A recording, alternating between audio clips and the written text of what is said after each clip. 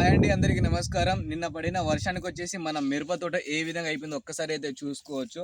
మనది మాత్రం కొంచెం పర్లేదు, బాగానే ఉంది. కానీ కొన్ని చోట్ల వచ్చేసి రైతులకైతే 60 రోజుల పంట వచ్చిన తర్వాత కింద మొత్తం పడిపోవడం అయితే జరిగిందండి. ఇటు ఆంధ్ర సైడ్ కావచ్చు, ఇటు మన తెలంగాణలో కావచ్చు, చాలా మంది రైతన్నలు మిరప తోట అయితే వేసుకున్నారు కదా. వాళ్ళందరికీ వచ్చేసి ఇప్పుడైతే నష్టాలు అయితే జరుగుతున్నాయండి. ఎందుకంటే ఇప్పుడు మిరప పంట వచ్చేసి మంచి కాప్ సెట్ అయితే ఉందండి.